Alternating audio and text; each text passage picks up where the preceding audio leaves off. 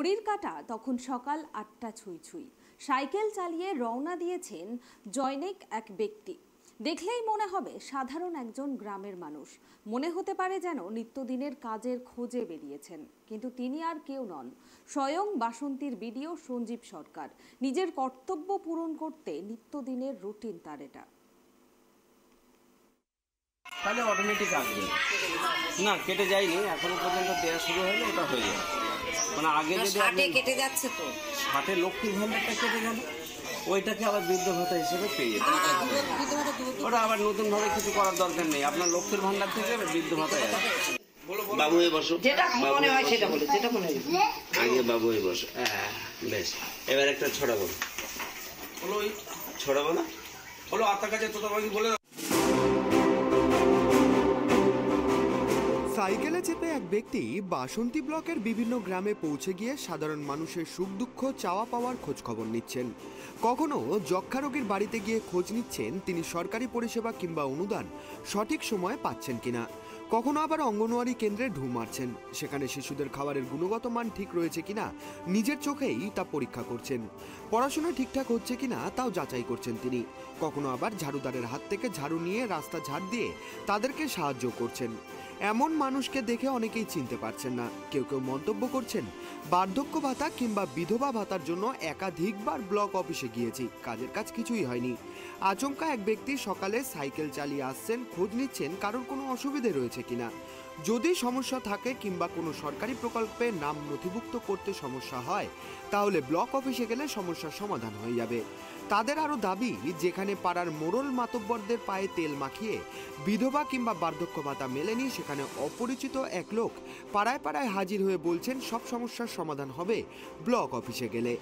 এমন একজন লোককে নিয়ে মানুষের মনে যখন হাজারো প্রশ্ন উকি দিচ্ছে, তখন জানা গেল যে ব্যক্তি পাড়ায় পাড়ায় হাজির হয়ে সাধারণ মানুষের সুবিধা অসুবিধার কথা শুনছেন এবং সমস্যার সমাধানের আশ্বাস দিচ্ছেন, তিনি আর কেউ নন, স্বয়ং বাসন্তী ব্লকের সমষ্টি উন্নয়ন আধিকারিক সঞ্জীব সরকার।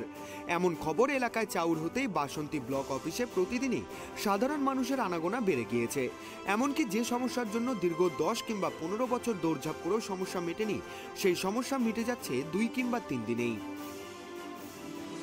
বাসন্তী ব্লকের কয়েকটি অঙ্গনওয়াড়ি কেন্দ্রের কর্মীরা জানিয়েছেন, প্রায় প্রতিদিনই সকালে কোনো না কোনো অঙ্গনওয়াড়ি কেন্দ্রে গিয়ে খোঁজ খবর নিচ্ছেন বিডিও।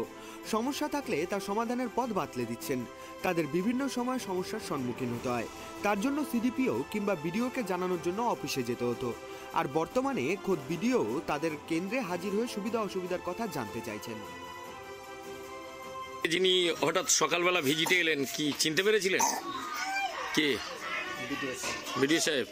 এর আগে বাসন্তীতে কোনো বিডিও সাহেব এরকম কি আসতেন ভিজিটে? আসতেন না।